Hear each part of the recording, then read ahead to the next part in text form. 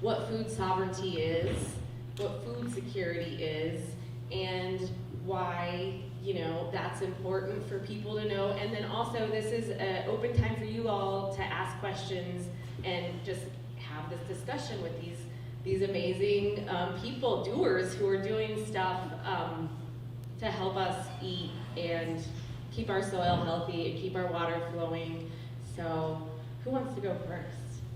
What is food sovereignty?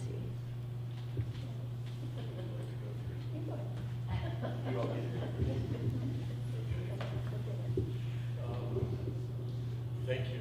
That's a great question. Is this on? I turned it down, but I might turn it up for you. The question is, what does food sovereignty and food security mean to me? So I have worked in the food world for something like 25 years now. It's maybe even more than that. And when we're talking about food sovereignty and food security, my sense is that it potentially means a lot of different things to a lot of different people and to a lot of different communities. Or at least getting there, because most of us and most of our communities aren't there right now. I think getting there probably means a lot of different things, and a lot of different strategies are needed for different communities. To me, what food sovereignty and food security means is that we're individually and with our families and our communities and our relations, we are connected to our food, to the soil and the water that we are working with to grow our food, and that we have choice in all the food and beverage products that we're choosing to bring into our bodies and into those of our families and loved ones, and especially our children. So the reality that we're facing currently also tells us that we have all kinds of systemic, cultural, and economic challenges and barriers that are impeding that reality. And so I think it's imperative that we connect and empower each other and collaborate to overcome and work around those barriers as quickly as possible. Could you introduce yourself? Yes. Sorry. My name's Aaron Perry. I'm the founder and the executive director of the Y on Earth community. Thank you. I'm Addelina Lucero. I am the program director for the Rio Grande Farm Park. I'm part of the San Luis Valley Local Foods Coalition. I'm also a traditional farmer from Taos and a seed saver. You know, I think Aaron hit on that really food sovereignty and security really comes from an individual perspective, and there's multiple perspectives that this can come from, and collaboration is huge. I see that when in the work that we do, and farming, coming out to these events, and working with community, it's beautiful, and most people get it, and most people are open and willing to talk about it. When you're outside of here, it's out of our bubble. I like to call it our little bubble. There's a lot of people that have no idea. I just had a conversation with an awesome team member here when I was checking out the spot, and it's like there's no understanding outside of these communities that people have. And we were talking about how the pandemic, when it hit, that everything hit the fan, and people were like, yeah, we're just gonna keep getting food, right? Like, but you go to the store and there's no food and there's no toilet paper, which still cracks me up. But but there was no food, and you know, I think really trying to understand what that means as a world, you know, all the way out here and then coming back into our own little circles.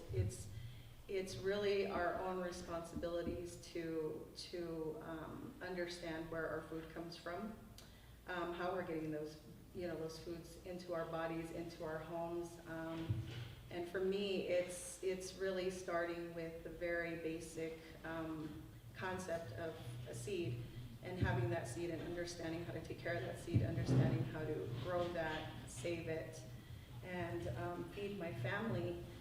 And then on a community level, understanding what my food system is. You know, my food system has been displaced for, you know, hundreds of years. So continually working at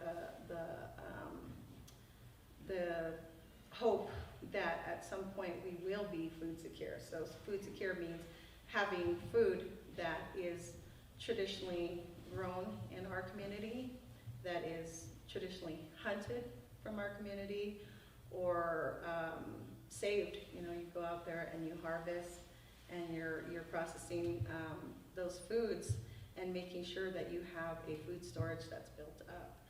And that would lead us to having food security and being able to educate our youth and create a system of new farmers, new people who are understanding what that community food system looks like. And then therefore we're sharing outside our community as well, and talking with other people. Like Micah and I have worked together for a long time, and being in the Pueblo and her in town, in Taos, and talking about what that looks like. So I think that's what it means to me. Okay, well, I'm going to rely on my old love of the farm to school, of creating a strong regenerative agriculture food supply for the children, with the children, so that's really true food sovereignty at this moment. That, as far as I can see, because we do have a free lunch program in general most of the time in this country. Like I think all year now it has been free. Some have reduced, you know, cost. But the point is that rather than giving them industrial food from the industrial food complex, we can give them the local food, which would be a high quality food, which would give a good choice. And then if that food is produced by local farmers and ranchers that have fair labor practices and access to land, and, you know, actually have a just system, so that we're not relying on food that's produced by systems of oppression, really, and that we can then also have the farmers and ranchers produce in a regenerative way, so that the land is taken care of at the same time that we're producing the food. And I think that all really the points that each of us, you know, have brought up are kind of echoing and, you know, weaving that we can make a strong fabric as a community. And, you know, each community is facing this. And I think that rather than being in response to some of the things that are happening on, like, say, a national level or a worldwide level, yes, we want to respond to those, but at the same time, let's build and revitalize, like, our own economy, our own regenerative economy, so that we can, I think that in the end or the beginning, it's a great opportunity to do the whole, you know, seed to family food cycle, and it can actually build, you know, a system that can regenerate right here, wherever right here is for everyone, and look at how to change kind of that whole system, or rather than change the whole system, create a system that grows and that can then be viable. Next question, Jay. Do you guys have any questions? Or comments or experiences? I have a question. Yeah. Okay, this is a question for the two of you. With the work you're doing, what is the best way the rest of us can be supporting your work?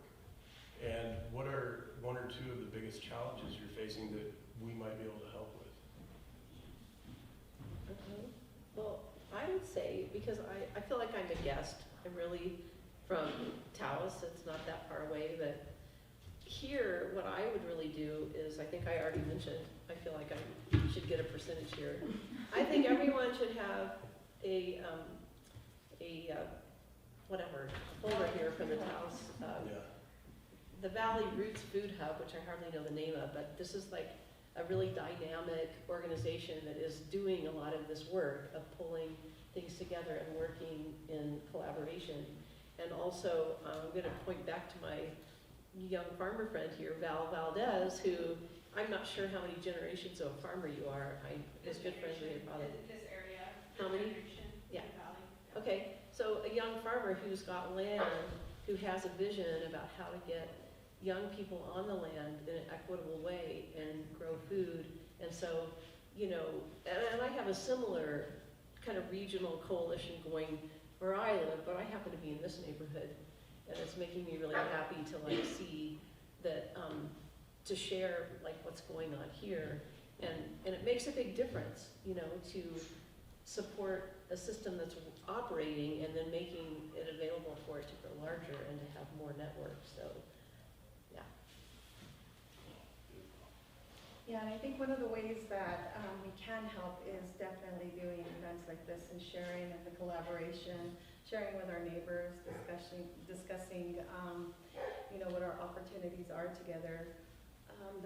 In the work that we're doing at the Rio Grande Farm Park, I mean, it's the work is there and the people are there, the community support is there, and there's the obvious need of water, you know, as there is in the San Luis Valley.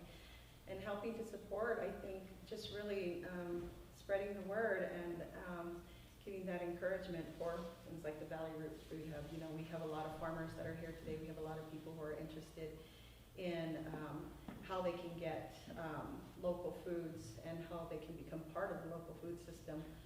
Reaching out to the San Luis Valley Local Foods Coalition is a huge one. You know, talking directly to your farmers, going to the farmers markets as well, and helping to create that local chain by creating, like feeding into that demand that's there, and that's part of that support. So, yeah. How about yourself? Can we ask you the same question? Well, for a number of years, I was working directly with a regional food distribution company, Food Hub. And in fact, Nick Chambers and I worked together. That was prior to his working at Valley Roots Food Hub. And through that, we were plugged into a lot of different efforts around the state, focused specifically on food desert issues. And it's very interesting the way we see certain rural communities, certain native communities, and then certain inner city urban communities having in some ways similar struggles with food issues, and in other ways very different issues and challenges and opportunities. And so right now with the work that we're doing with the Y on Earth community, it's not quite as specifically plugged into a specific regional food system so much as helping amplify voices, right? So like one thing we could do is have you guys on our podcast and talk about the work you're doing, and to help cross-pollinate, if you will, between a lot of these different community leaders and organizations and efforts. And so I guess when it comes to what, you know, would be most helpful to what we're doing with the Y on Earth community, it's engage, you know, get involved if you do social media, like, share, all those kinds of things. Help us spread the voices that we're helping to amplify through these digital media. And then I would say also double down on these recommendations of buying as much locally as possible, growing as much as possible. In Y on Earth, we talk about grow, know, show. So grow some of your own food, get some of it from folks you know, and get the rest from companies that are showing their good practices through third-party verification. And we're a big fan of this regenerative organic certification that's emerging right now. So I hope that's a decent answer. Well, yes, I will come on your podcast. Great. And I just wanted to say that even though I've spent my moment promoting the things in this food shed, that something I'm excited about, and I think it's happening actually in Boulder, there's like only 3 or 4 places it's happening right now, is a USDA food truck. So you've got a food truck that's making culturally relevant, healthy food that is serving out free USDA meals to schools, and then you can also do food education in neighborhoods, and then you can also, what I'd like to do is have have it be also a mobile market that goes out into some of the outlying areas where there's only a small grocery store without very much produce. Even if it's in the middle of a, like say Penasco, New Mexico, there's a lot of farms around there, but there's not a farmer's market there. You know, the little store where everyone shops only has like potatoes and garlic. And so with partnering with the school, we're talking about how to get a mobile market out to some of the outlying areas and some of the neighborhoods where there's also a lot of immigrant families that don't have transportation, and they don't have a way really to get to the Saturday market or the Thursday afternoon CSA pickup that's, you know, between a certain time. So that's something that I'm working on right now actively, that I think would, and it would link directly in with food provided by the Farm and Ranch Co-op. So it would sort of bypass, I mean, we'd be making like commissary empanadas and burritos and things that were all, you know, made with local ingredients. So I think I think every community should have one, and I'm going to work on getting one for ours. And yeah, so if there's anybody who wants to write a check before you leave, I have a nonprofit. Yeah. Would you say, from your perspective, would it be an appropriate, efficient use of funds to basically help underwrite CSA shares through Valley Root's Food Hub to families that might not otherwise be able to afford them on their own? I think so. Like, I think people can use food stamps and EBT cards, but there's a lot of families that I think don't have enough. The food insecurity is so high that we're asking them to take like their food stamp money to like buy a CSA share, and a CSA share is kind of a whole nother animal in a way. And you could also actually turn that into delivered food boxes, maybe, rather than, I'm not sure how they distribute, but you want to make sure that you are distributing in like the right neighborhood, so that that's the reason I'm looking for the food truck, because transportation is a big issue. And when people are working 2 or 3 different jobs to try to make it, which is where I come from, that's what's happening, they can't get to the pickup like at the appropriate time. But I think that exact idea is something that we have a donate a share program where you can buy a share, donate a share. If you don't live there, you can still donate a share, and then we, you know, get recommendations from agencies and people and school counselors, and, you know, for people that need access, because there's a lot of gaps in the food insecurity. Yeah. Yeah. Okay. I mean, Nick or whoever's working with that project would probably know that answer, but yes, because that's what we're doing. Yeah. Yeah. Great. How we're doing the delivery? Yeah. Yeah, and so we do pull right up to the front door of the house if they pay a little delivery fee of $5. Otherwise, we have cold storage pickup spots. Perfect. Alamosa, Crestone, Salina, several, as long as we have 10 shares. So does that seem like it would be a good, valuable thing to have shares donated? We do, I mean, the Boys and Girls Club bought 6 shares for some of their families. We have the health organization giving a discount and paying a portion to their employees. And so we worked on that last year. Nourish Colorado gave us 30 shares for WIC families, and then we got 30 shares for South Central seniors, for senior citizens. And so we, you know, that's not reaching the whole valley, obviously, but there's some people who are getting supported that way. I think there's some funding through, what is Jeff Owsley, what organization does he, OED or something like that? OED? Yeah. Yeah.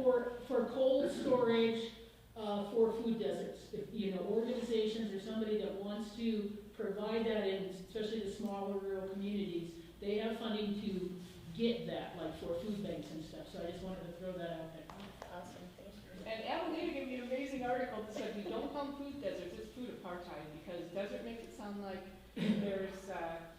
makes it sound like it's some kind of phenomenon that happened out there, but it's really, you know, colonialist practices that create places where food is inaccessible to people. Yes. So, It was good enough to use for the narrative to get some to call attention to what's going on, but that actually came to me about 4 years ago from a black farmer in Michigan who told me that is very racist and it's total colonial thinking, and and we gotta change our mindset as people of color and, you know, people that are in a classes system, that we wanna look at, you know, these terms and the way that they're referencing us and the work that we do and the work that we're trying to do in our communities regarding food. So, yeah, it's a good one. It's a good article. Is that food being grown there is shared with the low-income BIPOC community? And so there's some really beautiful stuff happening literally right outside my door. And at the same time, I'm doing this work with the YNRF community and in the late stages of this writing of this epic novel that kind of has the plot culminating in the San Luis Valley, actually. And so the last thing I want to do is take credit for the great work they're doing at the farm, because at this point in time, I'm more of an observer, spending a lot of time writing and podcasting and this sort of thing. But having been involved in the local food movement in Colorado for many years, I'm very aware of great work being done in communities throughout the Front Range, throughout the Mountain West, and in northern New Mexico as well, and hope we can continue to amplify in the broader communities this work that's being done, A, and B, encourage folks. I'd love to see these things that are already happening with reduced and donated boxes grow in a tremendous way. Orders of magnitude would be, I think, probably a really good thing. And so however we might be able to help with that amplification is kind of where I'm focused presently. Does that sort of answer? Oh, that's wonderful. That's wonderful. And I love your perspective of constantly, you know, like observing, sharing, wanting to, you know, create those connections and the work that everybody's doing to, you know, create more availability and more access, you know, to those who don't have it. So yeah. I think about this a lot, and Jesus and myself, this is Jesus, who's our farm manager at the Rio Grande Farm Park. We talk a lot about the access and the land that we have, especially during the planning time that we had, discussing, you know, the little plots of land that people are going to farm on, and how we as farmers, you know, don't have our own land. You know, we're landless farmers essentially, and so being able to give out, you know, 1 acre and really knowing what that means to somebody who not only just thrives on growing food and having their hands in the soil, but being able to have a business, you know, of their own. It's just something that we love to do. So in doing that, like, that's some of the work that we're doing at the farm park as well. You know, we have a lot of different farmers, so I don't know how much you know about the programs that we have, but we do have the Incubator Farmer Program, which is, you know, our farmers that are we would like to say learning, but we do have some new farmers on the land, as well as farmers who have been doing this for generations that are essentially landless.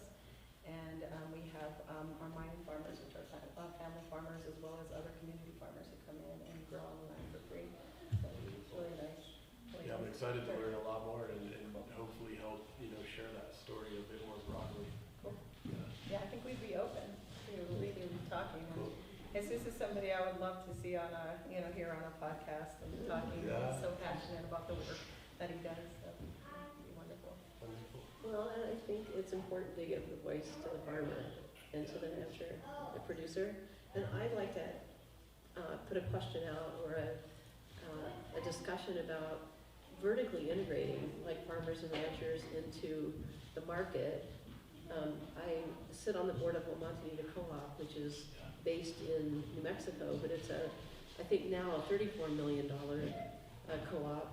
It's a consumer-owned co-op, which I think actually vertically integrating, like, the producers, or even consumer co-ops, like vertically integrating the production of things that aren't, you know, a lettuce that you have to sell within a week, right? And like to really bring in some of that production at the local level, and that could create jobs for people, and maybe work co-ops, actually worker-owned cooperatives and businesses that could create economic development that would be regenerative and possibly, you know, sovereign, because I think that giving out food boxes and food is fabulous in growing the system, but I think seeing where it really is going for the small percent of food that is sold directly, I feel like that there's like another step that we could become mature enough to take that would really change the game. I'm so excited to hear you speaking about this, and one of the things I'm planning to do some writing on later this year is cooperative models. And a couple decades ago, I actually did a deep dive on the Mondragon cooperatives in Spain, and this is in the Basque region of Spain, and literally involves thousands of cooperative owners in a sovereign system that has now its own financial branch, its own education branch, its own agriculture branch. And my sense is that if we were able to organize in this manner, in sort of, you know, a Western hybridized entrepreneurial type of milieu, with all of the appropriate NGO and nonprofit players in the ecosystem, it could not only provide tremendous opportunities for sovereignty at the individual, family, community levels, but also de-risk some of the challenges we see in food distribution models, right? Because those last miles, that anything with trucks, and I do consulting work now, and most of the time I advise entrepreneurs, if it involves trucks, don't do it. But with something like food, obviously that's so important, and we need to be able to get food moved around, and so that means trucks right now. So to be able to help de-risk that type of infrastructure, and to also, in the entire value chain and set of relationships, not have a profit extraction node, right? Because that's what's happening now in the system, whether it's US Foods or Cisco, and the input folks in the large-scale agriculture. I mean, there's such massive profit extraction happening every day. And so if we're able to build up these regional nodal systems, much like mycelial networks, that don't have any players doing massive profit extraction in them, I think it could be incredibly resilient. Right, because the price of food is going up, and the profitability for farming is flatlined. Yeah. And it really needs to be that the farmer, you know, and the rancher are, as the producers, taking the risk, really realizing some of that economic reality, the profitability. Yeah. You know? Yeah. Yeah, I'm with you. It's exciting. Okay, let's have more discussion about that. I'd like to make a comment here.